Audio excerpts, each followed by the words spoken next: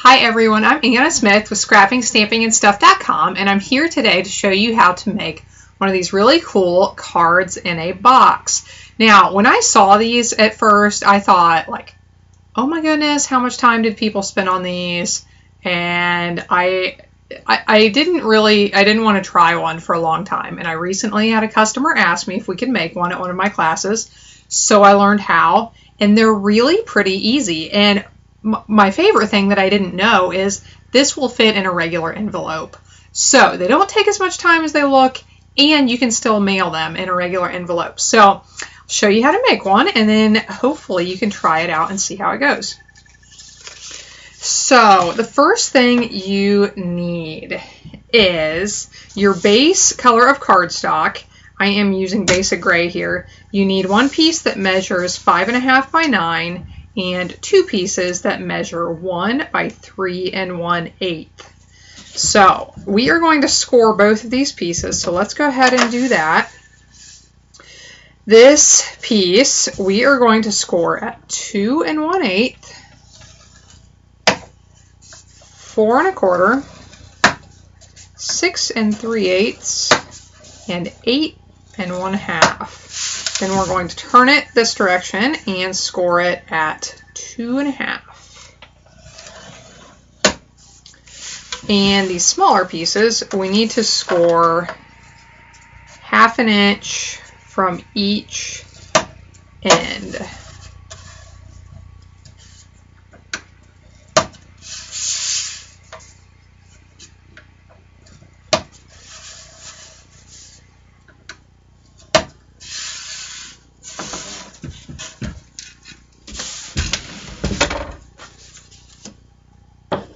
Now this bigger piece, we are going to do some trimming with scissors. On the 2 1/2 inch side, the shorter side here, we are going to cut on those score lines down to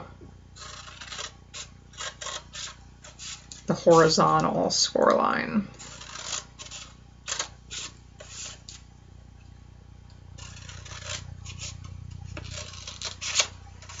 And we are going to trim off this little corner piece.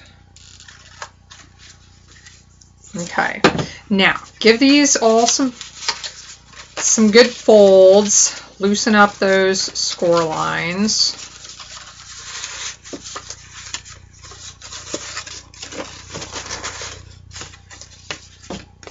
And what we're going to do now is place the panels on the fronts here. And I already have these cut. The Melon Mambo, the pink cardstock here, those measure 1 7/8 by 2 3/4. And then the pieces on top, if you want to double layer them, you don't have to. The smaller pieces measure 1 3/4 by 2 5/8. And as you see, I left one plain white. That way, if you want to stamp a greeting on it, or if you need a place to sign your name, which you probably do, you can use that piece right there. So we'll go ahead and stick these on.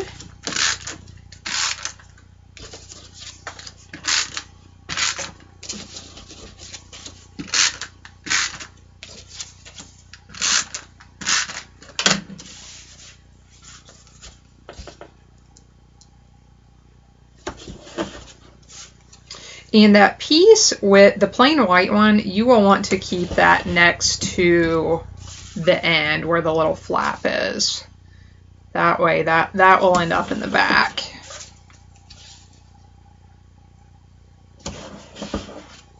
Okay, now I'm going to place adhesive on the flap. And bring this around. I had a stray hair there stuck in my adhesive. You ladies out there probably have had that happen once or twice. Okay, attach that together, and now we have a box. So you'll want to keep track of where that white piece is. That will go in the back. Now I want to put pieces of paper on these flaps, and these measure. The larger part, the Melon Mambo, measures 1 7/8 by 2 1/4, And the smaller designer paper on top measures, let's see, 1 3/4 by 2 1/8.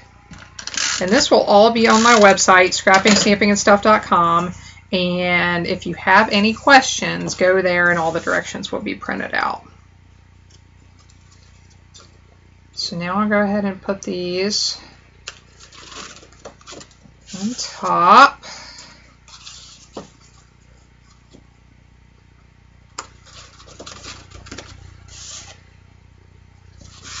If you have any paper that needs to be up and down, like these teapots, you will need to pay attention to how you put these on here to make sure that they are the correct direction once your card is all put together.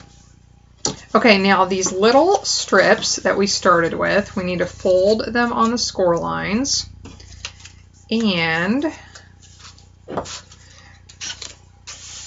put adhesive on each of those flaps,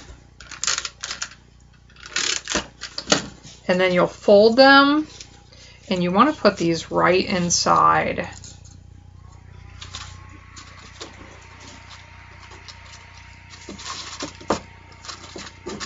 Like so. Put one towards the front, one towards the back. These will add support to your card, and that is what we will attach the cute little decorations to. So I'll show you real quick my 2 other cards, how I decorated them. This one, I used the Sweetheart Punch and the bear. I'll show you the bear here in a second. And then this one, I have the bear with the fish and the honey pot. And it says, wishing you a day full of sunshine and a lake full of fish. So the little bears came from this stamp set, Bear Hugs.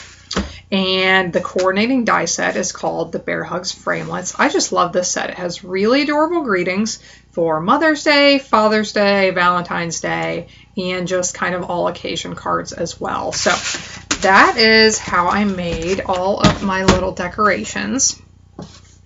And this one is going to be a little bit different than the ones I just showed you. We have 2 bears, the big bear and the little bear, with some hearts that say love you. So when you attach your embellishments, your little decorations to the card, you have to keep in mind a couple of things. First, keep in mind that you only want to put adhesive at the very bottom of these wherever you're going to be attaching it. So if you want it behind the support piece, then you'll have to put the adhesive on top of this one. If you want this on in front of the support piece, you'll have to put the adhesive behind him. But that's one thing to keep in mind. The other thing to keep in mind is before you attach them in place, I really suggest folding the card how it is going to lay once it's in the envelope, and making sure that you don't have any stray parts sticking out. For example, if I would attach him over here, leaning sideways a little bit, once I fold it shut, see the arm is sticking out. So you don't want any stray pieces that won't fit once you fold it to put it in an envelope. So I will go ahead. I am going to use Fast Fuse adhesive because it's nice and strong, and I don't have to worry about if the pieces will fall off or not. Trying to think about how I'm going to attach these. Okay, so we'll put the little bear on first.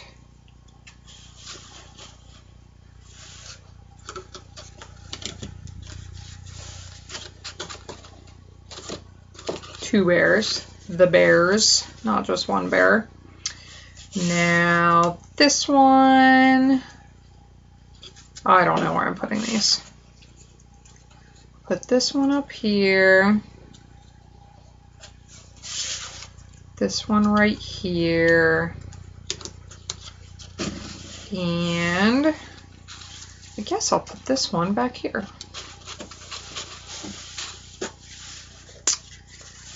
Right, so that's how easy it is. Obviously, I've done my cutting ahead of time. The cutting does take a little bit of time, but this really is not nearly as complicated as they look once you get them done. They're really cute. I can only imagine that anyone who gets one of these in the mail, their day will be brightened by it. So there you go. If you have questions, let me know. All the materials I used will be at the end of the video, and I would love it if you would do your shopping at my online store. Thanks, everybody.